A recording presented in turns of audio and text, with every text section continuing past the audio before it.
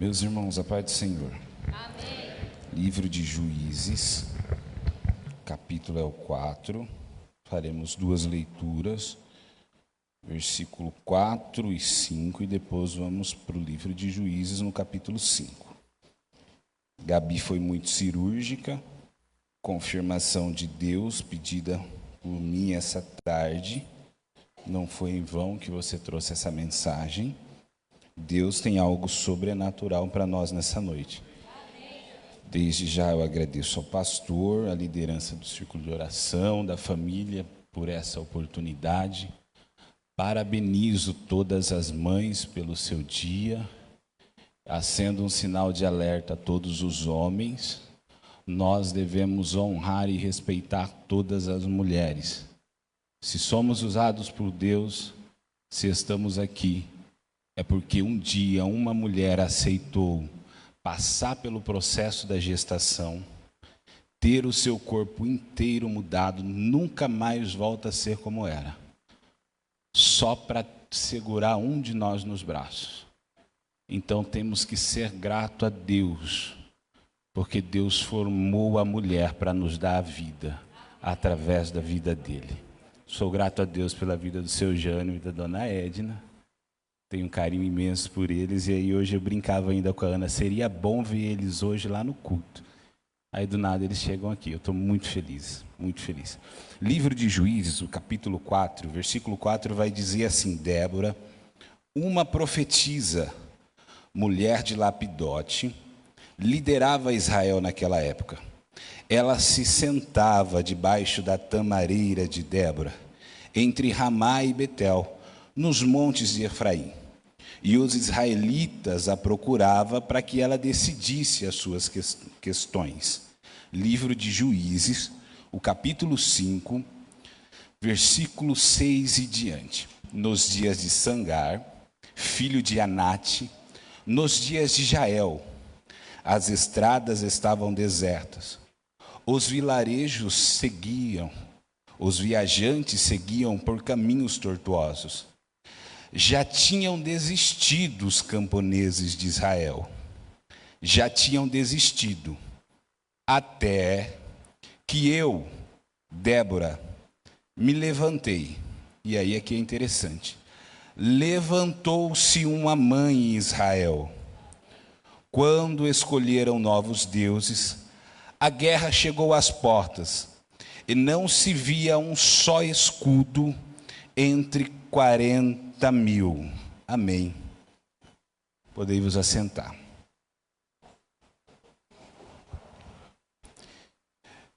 Todas as vezes, irmãos, que Deus precisa manifestar livramento ao seu povo, Ele usa pessoas comuns, para que essas pessoas comuns comecem a realizar obras extraordinárias. Essa frase eu vou repetir algumas vezes durante essa mensagem para que grave no seu coração, para que você entenda que todas as vezes que você vê uma pessoa comum sendo usada por Deus, é Deus usando alguém comum, que nem eu e você, para realizar obras extraordinárias em Deus. Foi assim nos dias dos nossos antepassados, e ainda continua sendo assim nos dias de hoje.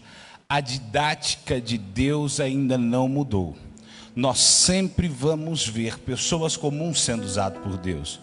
Se observarmos na história, veremos grandes homens e mulheres de Deus sendo usados, sendo pessoas comuns sendo usadas por Ele. Como, por exemplo, há uma história muito linda que, se você não conhece, eu lhe convido a conhecer, a pesquisar e a estudar, sobre um jovem chamado Evans Robert, que no ano de 1904, ele foi o grande propulsor do avivamento no país de Gales. Um jovem,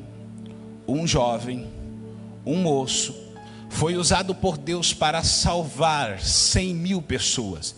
Esse jovem mudou a história de uma nação, porque Deus usa pessoas comuns para realizar obras extraordinárias. Impactados com a notícia do que estava acontecendo no país de Gales, alguns irmãos norte-americanos começavam a buscar a Deus por um avivamento. E em 1906, William Seymour, pastor, filho de ex-escravos, um afrodescendente, foi o propulsor do grande avivamento historicamente conhecido por nós, o avivamento da Rua Azusa. Ou até mesmo podemos lembrar do jovem Billy Graham, que certa feita dobrou o joelho no quarto de John Wesley, um teólogo anglicano, e fez uma simples oração a Deus: faz de novo, Senhor. Faz de novo, Senhor. Billy Graham foi conhecido por simplesmente ganhar aproximadamente 3 milhões de almas para Jesus, e era o mentor espiritual dos maiores presidentes dos Estados Unidos, porque todas as vezes que Deus usa pessoas comuns, Ele usa para fazer obras extraordinárias. Deus faz isso para mostrar para nós que pessoas comuns, vivendo em ambientes comuns, com vidas comuns, com trabalhos comuns, podem ser usadas por Ele para realizar uma grande obra aqui na terra. Eu aplico isso daqui para nós, porque pode ser que algum de vocês entrou aqui nesse dia achando que a sua chamada ministerial não vai dar certo, que o seu poder econômico, social, cultural e teológico não está no nível do que Deus te prometeu. Mas Deus nunca precisou de poder econômico de ninguém, de poder cultural, social ou teológico de ninguém para usar. A palavra de Deus ainda, irmãos, é gerada com jejum, oração e lágrima nos olhos. Deus traz ao conhecimento. A teologia é boa, o conhecimento é bom, o seu nível cultural ainda é bom, mas a palavra ainda é revelada pelo Espírito Santo, porque a palavra é a palavra que nos ensina, é a palavra que nos edifica, é a palavra que nos renova, é a palavra que nos ressignifica, é a palavra de Deus que nos traz o conhecimento de qual caminho devemos seguir. Livro de Juízes vai nos dar esse panorama, essa visão completa de Deus usando as pessoas comuns para realizar a obra extraordinária. Vocês acabaram de ouvir uma mensagem fantástica pela Gabi aqui de Deus usando Gideão, porque Deus faz isso mesmo, usa pessoas comuns. Esse livro narra fatos acontecidos no século 10 e 12 antes de Cristo, sendo um compilado, ou seja, uma junção de várias histórias do povo de Israel. Ele vai nos dar um panorama de aproximadamente 300 anos de desobediência, aflição e libertação do povo de Deus. Se olharmos para esse livro com uma visão crítica e teológica, vamos encontrar pelo menos 4 pilares que vai revelar, que governam a exposição desse livro. E qual é, Saulo, esses 4 pilares?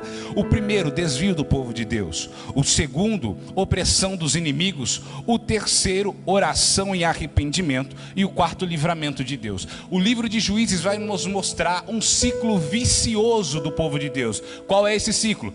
Primeiro, desvio do povo. Segundo, opressão dos inimigos. 3, oração e arrependimento. 4, livramento. O povo de Deus começavam a viver, Deus livrava, voltava no ciclo 1, desvio. O povo vinha com opressão, o povo orava, tinha arrependimento, livramento de Deus. Foi esse ciclo por aproximadamente 300 anos. A frase central do livro de Juízes nós vamos encontrar nos textos 17:6, 18:1 e 19:1. Naquele dia, naquele tempo, não havia rei em Israel, e cada um fazia o que lhe parecia certo. O escritor do livro de Juízes, irmãos, vai nos dar uma visão crítica do período tribal ou pré-estatal de Israel. Que período é esse? Antes da constituição, da primeira constituição monarca, antes de Saul ser levantado como o primeiro rei. Israel nesse tempo não tinha governança centralizada. O que existiam eram as tribos, e quando elas se uniam para guerrear. O texto que nós lemos roubou a atenção durante essa semana. Deus ministrou algumas coisas para aprender com a história dessa mulher. No capítulo 4 de Juízes, Débora é nos apresentada com no mínimo 3 características. O texto que nós lemos mostra 3 características muito sérias de Débora. Isso daqui pode mudar a vida de mulheres e de homens nessa noite. A primeira delas é que ela é Débora. E o que isso quer dizer, Saulo? Sabe quem é e tem identidade. A segunda, ela é profetisa. O céu a conhece, tem identidade celestial. E a terceira é que ela é esposa, mulher de Lapidote. Débora começa nos ensinando. Não é pelo fato de ela ser profetisa que impede ela ser mulher ou esposa. Porque tem gente que quando Deus usa esquece quem é, que quando Deus usa esquece que tem família. Débora começa nos ensinando e mostrando no capítulo 4 que você pode sim, minha irmã, ser usada por Deus. Só não esquece quem você é, só não esquece que você ainda é mulher, que você ainda é esposa e que você ainda é mãe. Débora, meus irmãos, nos ensina que podemos sim ser usados por Deus. Só não esqueçam quem nós somos, só não esqueçam que somos homens, só não esqueçam que somos pais de família, e só não esqueçam que somos esposos. O problema de nós, quando começamos a ser usados por Deus, é que nós esquecemos quem somos. Mas Débora não. Débora, primeiramente ela, eu sou Débora, e por ser quem eu sou, Deus me levantou como profetisa em Israel. É por isso que quando lemos Paulo dizendo aos irmãos de Romanos, no capítulo 1, no versículo 1, Paulo vai apresentar o seguinte texto: Paulo, servo de Jesus Cristo, chamado como apóstolo, separado para o evangelho de Deus. O que isso significa? Primeiro, ele tem nome, é Paulo. Segundo, ele tem ofício. E terceiro, ele é separado, porque só depois que você sabe quem é, conhece seu ofício, que Deus começa a te separar. Você precisa identificar esses 3 estágios se você quer ser um homem usado por Deus e uma mulher sendo usada por Deus. Primeiro você precisa saber quem é, saber seu nome, ter seu ofício, para depois Deus te separar. Débora, compreendendo tudo isso, sabendo quem ela é, para que ela foi chamada, no capítulo 5 ela vai mudar toda a história de uma nação. Porque ser quem ela era, ser somente Débora, já não resolveria mais. Ser profetisa já não estava resolvendo mais. Ser esposa de Lapidote, Débora, ela só poderia resolver algumas questões dentro da sua própria casa. Aí no capítulo 5 ela vai tomar uma atitude que eu achei linda. Levantou-se uma mãe em Israel. E aí a história muda. Porque, irmã Andréia, eu posso lhe afligir, eu posso lhe apontar o dedo e falar mal da senhora. A senhora pode abaixar a cabeça e não me fazer nada. Mas se eu fazer a mesma coisa com a Micaela, a história muda. Levantou-se uma mãe em Israel. Eu ainda não sou pai, irmãos, mas eu tenho um vislumbre do que acontece ali se acontecesse de alguém ferir alguém que nela ama. Porque uma mãe é disposta a ir a qualquer ambiente para resgatar o teu povo, para resgatar o seu filho. Eu penso que alguém pode ter falado para Débora: Débora, você está louca de fazer isso, se levantar como mãe de um povo idólatra? Ah, mas Débora sabia quem ela era, sabia para o que foi chamada. Já que ser profetisa não estava resolvendo a situação dessa nação, já que ser profetisa já não estava adiantando, eles só vinham até a mim só para resolver as questões pequenas. Eu me levanto como mãe, porque quando eu me levantar como mãe, nada mais para aquilo que Deus tem para fazer na vida dos meus filhos, da minha nação. Débora entendeu para que foi chamada, mas o interessante é conhecermos a fundo a história. Essa nação aqui é uma nação chamada por Deus, o povo de Deus. Por que esse povo começou a passar por isso? Qual foi a circunstância? Qual foi os motivos que os inimigos do povo de Deus começavam a os afligir? A ponto de uma mulher ter que se levantar como mãe, se posicionar como mãe de uma nação, para que seja manifestado o livramento de Deus. Livro de Gênesis, no capítulo 12, nós vamos ver a promessa de Deus a Abraão: sai da tua terra, da tua parentela, fartei de ti uma grande nação. No 15, Deus reafirma a promessa. No 21, Deus visita Sara, Sara gera Isaac. No 24, Isaac casa-se com Raquel, mas Raquel, também como Sara, era estéril. Isaac ora insistentemente no capítulo 25 de Gênesis e nasce Esaú e Jacó. No 29, Jacó se casa com Raquel, que coincidentemente, irmãos, era estéril. No 30 nasceu o menino José. No 37, José ganha túnica, José sonha e José é vendido. No 41, José se torna o governador do Egito. No Gênesis 46, Jacó vai até José no Egito. No Gênesis 50, Jacó morre no Egito. Chegamos em Êxodo, capítulo 1. Vai dizer que Faraó começa a oprimir o povo de Deus. Só que o interessante do povo de Deus é que quanto mais bate, mais cresce. É por isso que às vezes nós não entendemos por que tanta lutas, por que tanta aflição. Porque se Deus deixar-nos tudo muito tranquilo na nossa vida, nós começamos a ficar acomodados. Aí Ele começa a levantar luta, começa a levantar aflição na tua casa, levantar um monte de questão, para que você se desperte, para você entender que quanto mais você apanha, mais você cresce. Quanto mais você apanha, mais você desenvolve. Vamos ver também no Êxodo 1, o plano maquiavélico do Faraó para acabar com essa nação. Ele chamando as parteiras, Sifrá e Puá. As duas não aceitam o desafio que ele propôs, e aí ele pega e manda jogarem os meninos no Nilo, e as meninas não deixam viver. Êxodo capítulo 2, Moisés nasce, é criado pela filha de Faraó, é dotado de todo o conhecimento, de toda a sabedoria e de toda a ciência do Egito. Só que o sangue hebreu fala mais alto, ele mata um egípcio e precisa fugir. E aí nós vamos ver do 3 ao 11, Moisés e Arão conversando com Faraó, as 10 pragas, os irmãos conhecem essa história. Êxodo 12, o povo sai do Egito, atravessa o Mar Vermelho, acabou o livro de Êxodo. Vamos para Levíticos. Levíticos vai falar das funções, das normas do templo, da constituição do templo de Deus. Números capítulo 13, versículo 8. A história começa a mudar. Deus pede para Moisés separar alguns homens, e aqui tem algo interessante para nós, da tribo de Efraim, o texto está dizendo. Chamou Oséias, filho de Num. Oséias, filho de Num, era a identidade de escravo de Josué ainda. E Moisés vai começar a preparar o seu sucessor.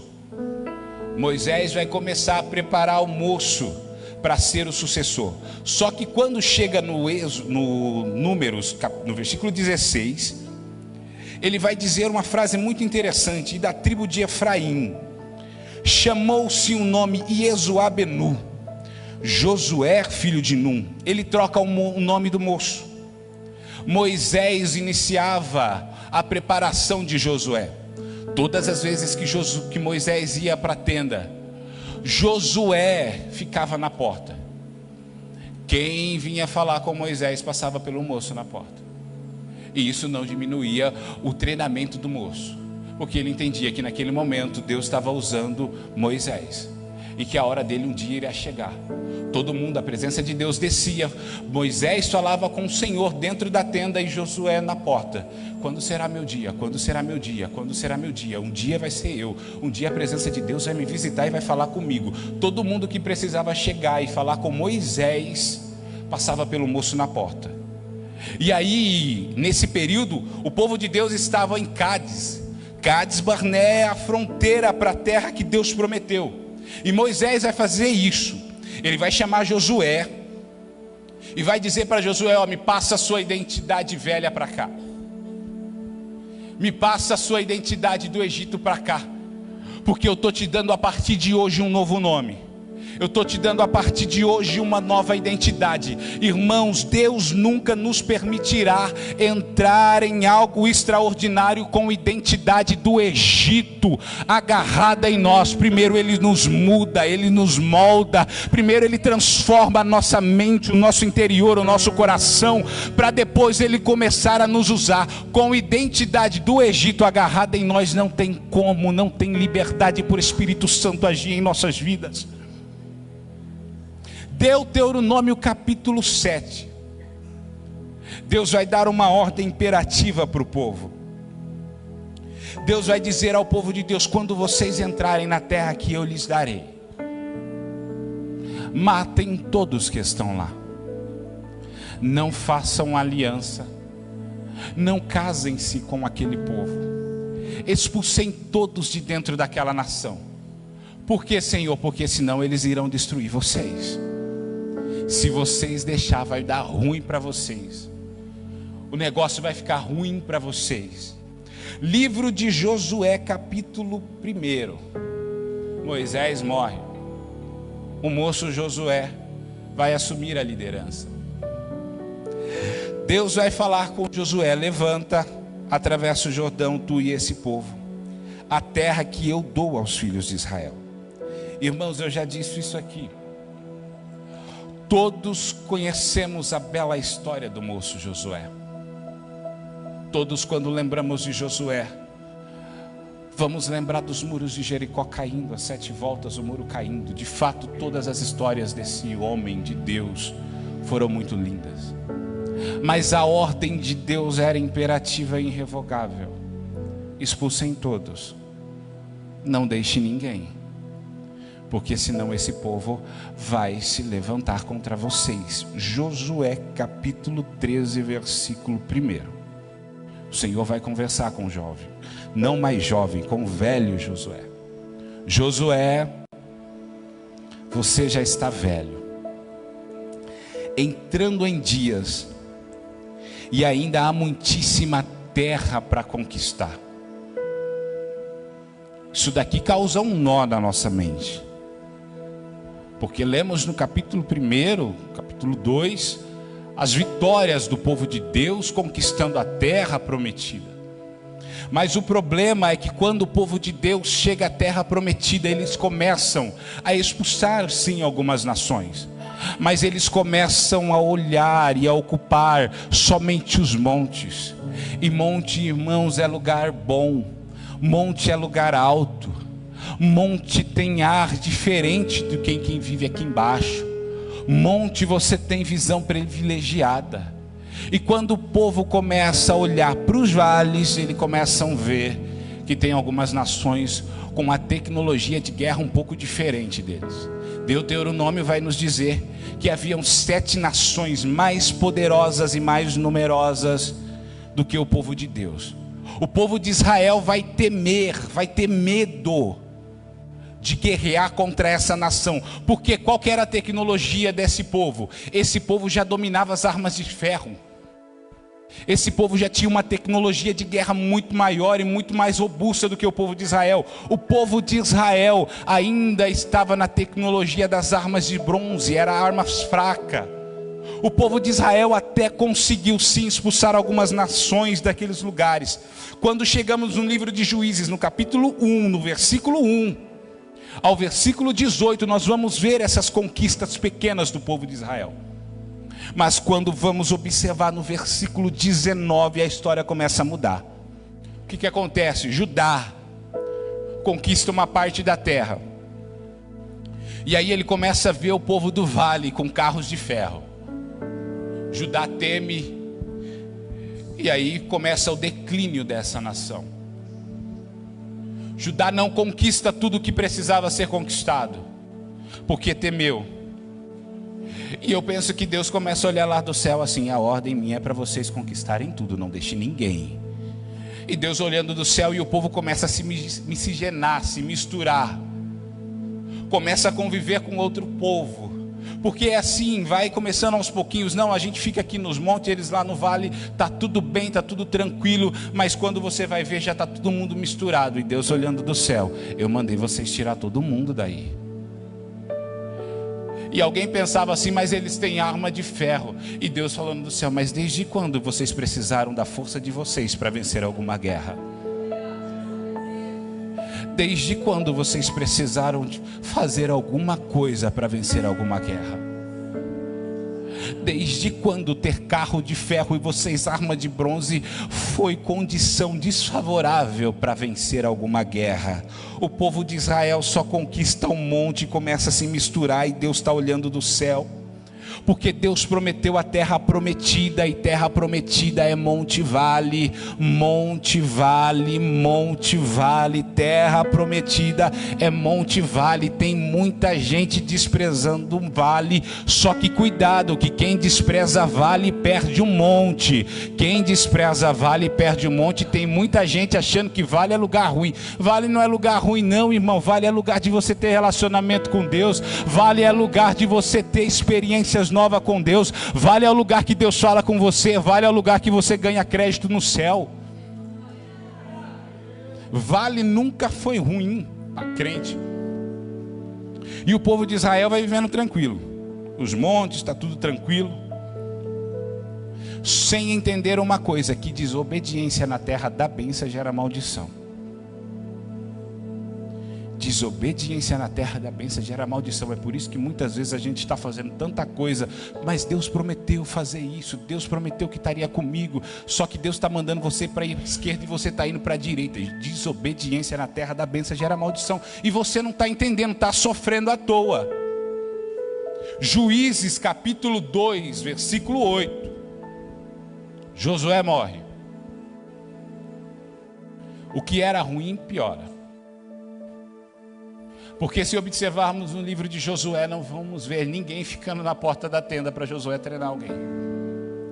Josué não treina ninguém, não ensina ninguém. E aí o povo fica mais disperso ainda. No versículo 10 de Juízes 2, aí ficou complicado. Por quê? Nasce-se uma geração que não conhece a Deus. Uma geração sem líder, sem referência, e que ainda não conhece a Deus. Eu já ministrei sobre Juízes 2 e 10 aqui num culto de adolescentes. Sexta-feira eu me debrucei sobre esse texto, e de uma forma como nunca antes o Espírito Santo falou tão profundamente ao meu coração uma frase que me cortou por dentro. Qual é a frase, Saulo? Todas as vezes que líderes negligenciam a formação de futuros líderes, causamos marcas irreparáveis na geração profunda. Todas as vezes que negligenciamos o ensino de novos líderes, podemos causar marcas profundas e irreparáveis na geração futura. O povo de Deus não tinha liderança, o povo fica perdido, não sabia para onde ir, a quem buscar, aonde buscar orientação. O povo se afasta de Deus, começa a adorar outros deuses, começa a erguer outros altares, e Deus começa a falar assim: eu preciso enviar alguém para oprimir o seu povo, eu preciso resgatar o meu povo. E Deus começa a enviar o primeiro opressor, Cusã-Risataim, Juízes 3:8. Vai oprimir o povo de Deus, irmãos, por 8 anos. 8 anos de opressão. Mas aí Deus tem misericórdia, porque lembra do ciclo vicioso? Eles estavam no estágio 3, eles começaram a orar e se arrepender. Aí Deus levanta um, comum como eu e você, Otiniel. Otiniel livra o povo de Deus. Deus traz 40 anos de paz para o povo, 40 anos de tranquilidade para o povo. Só que o povo que viveu 40 anos de tranquilidade começou a se esquecer de Deus outra vez. Outra vez eles caíram lá no ciclo vicioso, desvio. Aí Deus começa para o estágio 2, opressão. Aí Deus levanta Eglon. Eglon aflige o povo de Deus por 18 anos. 18 anos o povo de Deus sofrendo para conseguir lembrar do terceiro estágio, oração e arrependimento. Aí Deus levanta mais um, Eude, livra o povo de Deus.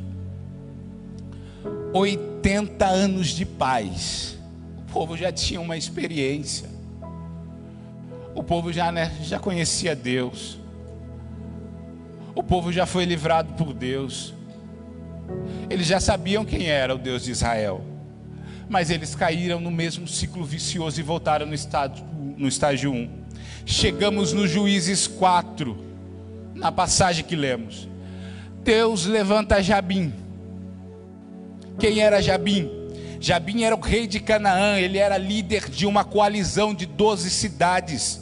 Canaã era fundada e ela administrava 12 cidades. Suas 12 cidades eram independentes e cada um tinha um rei.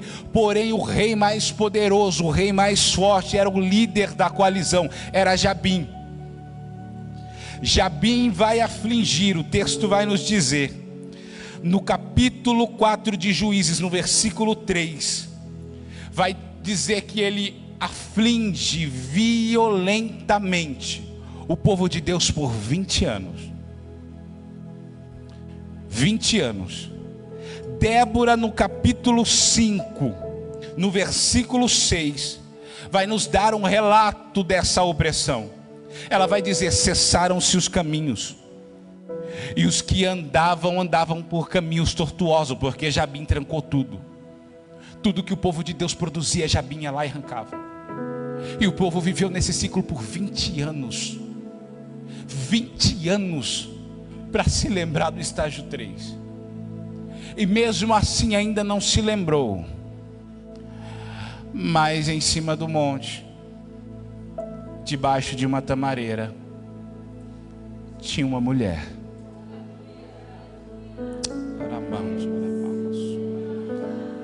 Não entendia de guerra, não mexia com arma, não sabia nada, mas tinha relacionamento com Deus. Débora, eu imagino que ela está no monte todos os dias, chegando no monte à tarde. Dobra o seu joelho e vai orar ao Senhor. Até quando, Deus? Até quando Jabim vai continuar oprimindo? Até quando, Deus, o povo não te conhece, mas eu sei quem você é. Eu sei quem o Senhor é. Eles não te conhecem, mas eu te conheço. Eles estão com medo, mas eu não tenho medo. Jabim está oprimindo o povo de Deus. 40 mil. Entre 40 mil não se via um escudo ou lança. E Débora orando. Débora se levantou como mãe de Israel. Se posicionou como mãe de Israel. Tinha um monte de coisa para falar sobre Débora aqui. Mas no final dessa tarde o Senhor mudou uma parte da minha ministração. A história de Débora eu vou só resumir para os irmãos. Deus mandou chamar Baraque. Débora falou para Baraque: olha, o Senhor vai entregar Jabim em tuas mãos. Baraque vai falar assim: eu vou, mas eu vou só se a voz de Deus for comigo. Quem era a voz de Deus naquele momento? Débora. Eu vou, mas você vai comigo. Débora falou: tá bom, tudo bem, eu irei, mas a vitória, a glória da guerra não será tua, será de uma mulher. Baraque não teve problema algum com isso. O povo de Deus venceu. Deus deu a vitória para o povo de Deus. Essa é a história da Débora. Você entendeu que por causa de um posicionamento de uma mulher, Deus mudou a história de uma nação? A mensagem para alguém hoje aqui é posicionamento. A Gabi falou de medo. 40 mil tinha medo, mas por causa de um posicionamento, Deus não precisou nem usar os 40 mil. No texto vai dizer que foram só 10 mil que desceram. Aí os outros que viram os 10 mil indo para a guerra, começou a falar assim: eu não vou ficar de fora dessa não. Começou a ir por eles próprios. Não precisou se levantar ninguém. Um posicionamento, irmã. Um posicionamento, Deus muda a tua história. Será que você não entendeu ainda que tudo que você está passando é falta de posicionamento em Deus? Será que você não entendeu ainda que essa bagunça toda que está na tua casa é filho contra mãe, é filho contra pai, filho que está dando trabalho? Tudo isso está faltando só o seu posicionamento. E o céu está falando assim, ó: enquanto tinha 40 mil com medo, tinha uma mulher se posicionando no monte. Cadê você? Cadê você? Primeiro a Samuel, eu não tinha programado isso. Primeiro a Samuel vai nos trazer uma história interessante sobre posicionamento. Eucana e Ana A ideia da palavra Ramataim Zofim, que é onde Ana e Eucana vivia, vai nos trazer a ideia de uma palavra assim, de duplicidade de altura. Ramataim Zofim era uma cidade alta.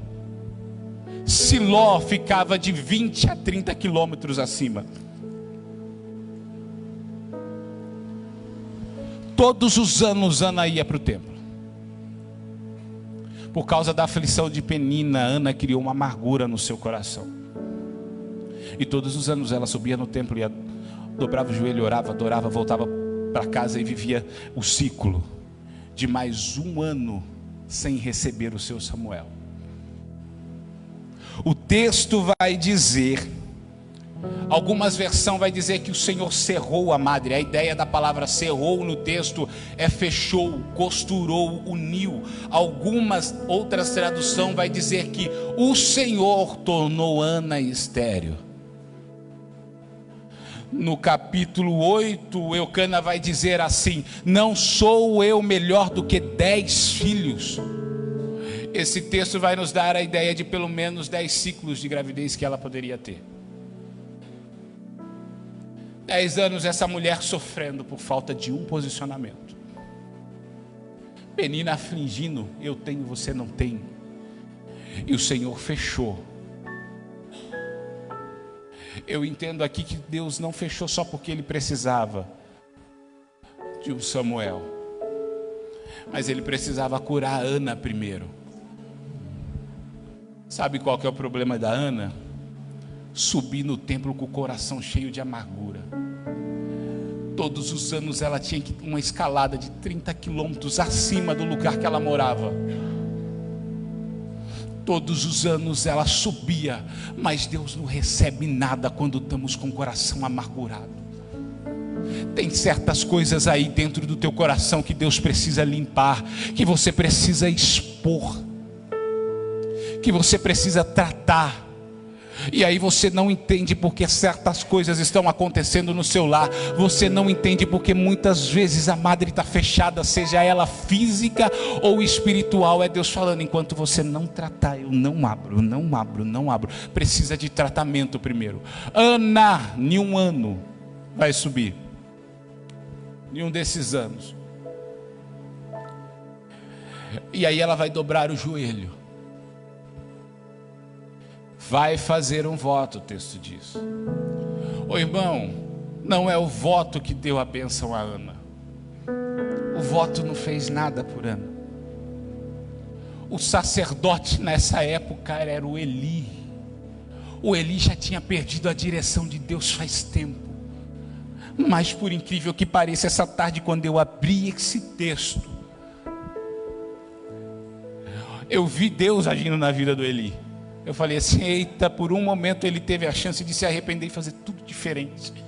Deus usou esse homem. O Eli vai ver Ana orando e ele vai falar assim, você está embriagada. A Ana vai olhar para o sacerdote e vai dizer, não, meu Senhor. Eu sou uma mulher amargurada de espírito. Não foi o voto, foi a exposição da dor que trouxe Samuel a Ana. No momento que Ana expõe o que ela sentia, houve cura. Porque houve cura, o sacerdote vai olhar e vai dizer assim, ó, vai em paz, o Deus de Israel lhe conceda a sua petição. A ideia da palavra vai em paz aqui é, receba estado de tranquilidade para sua alma. Receba estado de tranquilidade para sua alma. Deus está querendo curar alguém aqui de dores, de amarguras antigas, e Ele me impulsiona pelo Espírito de Deus a te dizer que você vai sim gerar, que você vai sim dar à luz, mas a partir do momento que você curar as dores do passado, ou você acha que a sua dor é maior do que a dor de Ana? Nesse tempo aqui, irmãos, era permitido casar, por isso que Eucana casou com a Penina. E ver todos os dias, ver o seu maior sonho no braço da sua rival. Você acha que essa mulher passou bem? Se existisse diagnóstico médico nessa época, com certeza ela seria enquadrada no mínimo com ansiedade ou uma depressão. a ponto de ter amargura no espírito? Ou você acha que a sua dor é maior do que a de Sara? Que Deus faz uma promessa ao seu marido que fará uma grande nação dele, a partir dele. E quando eles descobrem, Sara não pode gerar. Eu sinto Deus aqui.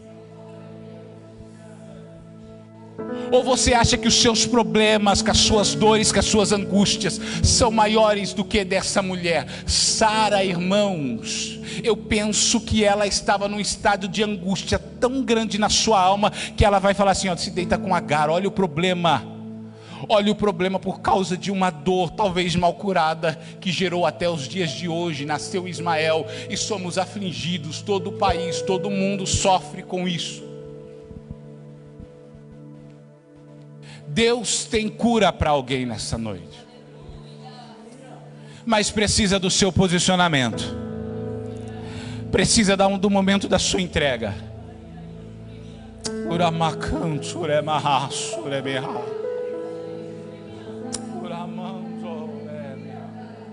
Eu vim falar com você de uma forma tão simples e clara e didática para que você entenda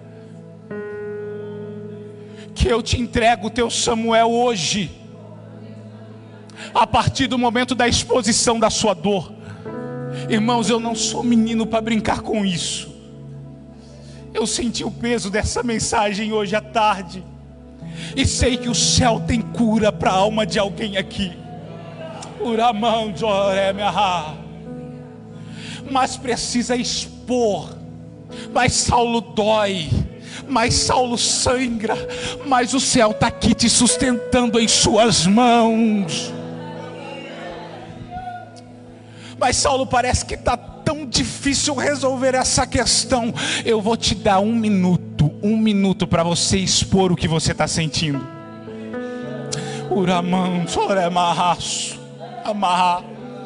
Você tem 1 minuto e nós ficamos de pé para orar. Você pode gritar a sua dor se você quiser, só não fica de boca fechada, pelo amor de Deus. Tira do fundo do seu coração que lhe causou, tira do fundo do seu coração a amargura. Em nome de Jesus, muda esse quadro. Eu vou ficar silenciado por 1 minuto, e é o momento que você tem. É o momento que você tem para entregar a sua dor ao nosso Deus.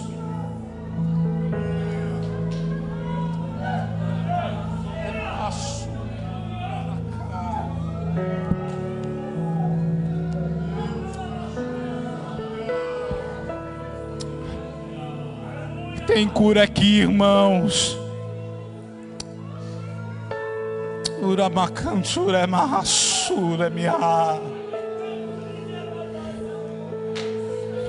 O céu só está aguardando o teu posicionamento. O céu só está aguardando o teu posicionamento.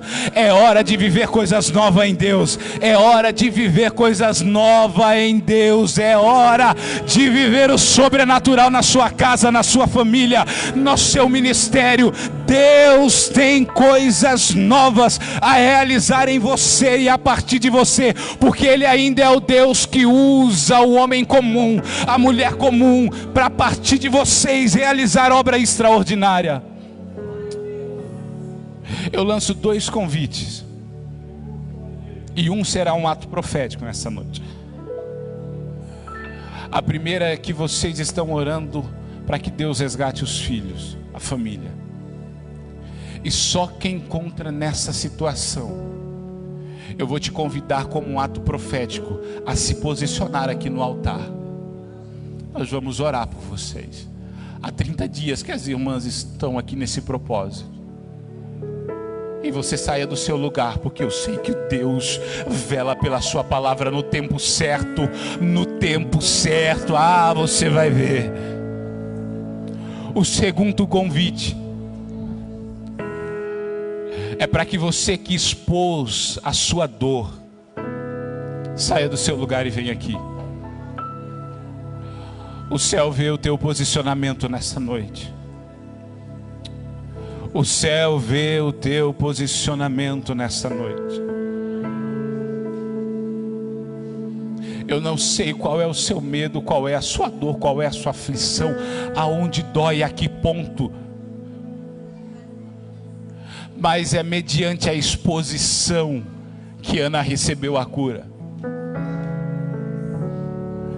E eu tenho certeza que muita gente vai testemunhar o Samuel. Eu creio nessa palavra. Eu creio nessa palavra. Eu creio nessa palavra.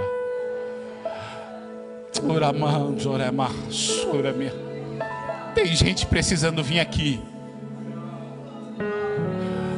Seu orgulho não pode te vencer nessa noite. Ou você vence ele, ou essa dor acaba com você. Está na hora de você vencer algumas coisas. Você tem duas oportunidades: ficar e continuar com o que você está sentindo, ou expor a sua dor diante do altar e receber a cura. Eu vou orar, não tenho mais tempo. Aos irmãos que não vieram aqui, estenda sua mão a esse povo.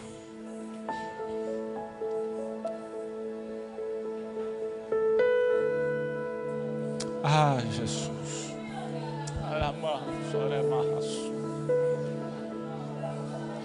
Irmão, eu estou insistindo porque tem mais gente. Tem muita gente ferida precisando vir aqui.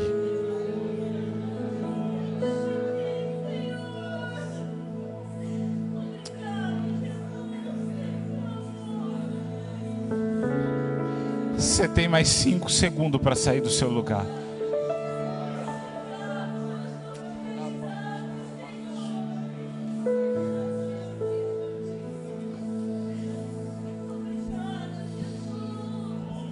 Eu preciso orar, mas eu não vou negligenciar o Espírito Santo.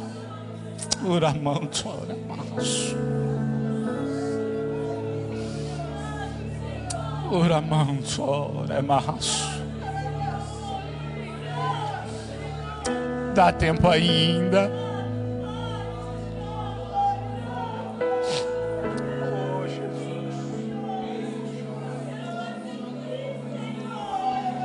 Não dá para você voltar para casa assim.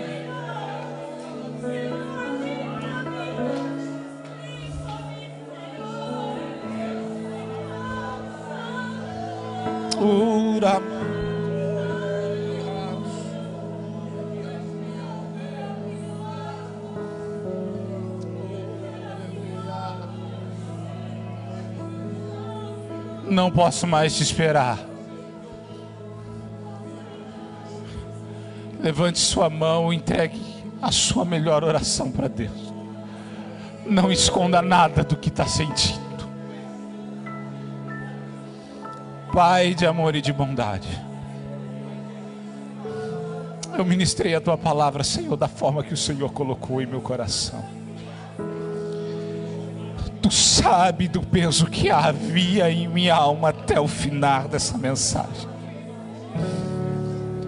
Mas eu te peço, Jesus, que venha visitar os meus irmãos, que se posicionaram, Deus, de uma forma linda em Ti.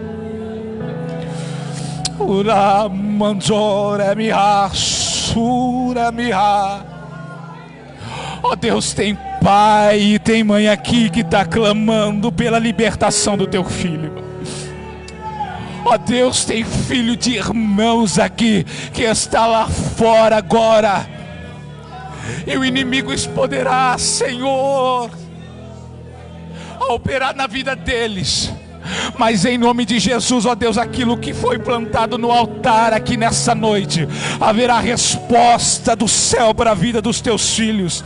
Ó Deus de poder, visita a casa dos meus irmãos, salva, resgata, liberta, Jesus, porque eles se posicionaram em Ti, eles se posicionaram em Ti, meu Deus. Traz a resposta à oração das Tuas filhas.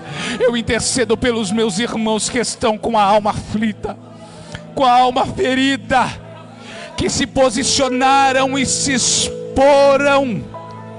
Assim como Ana, Deus, liberta de paz, dê estado de tranquilidade à alma dos teus filhos. Transforma, Jesus, cura, Senhor, abre a madre dessas mulheres que estavam impedidas de gerar por causa da mágoa, por causa da angústia, por causa da dor. Eu te agradeço porque o Senhor é um Deus fiel, um Deus de promessa e um Deus que cumpre as promessas. Muito obrigado, Jesus, por esse momento. Eu te peço e te agradeço em nome de Jesus. Em nome de Jesus. Amém. Receba estado de tranquilidade para a sua alma. E que o Deus de Israel,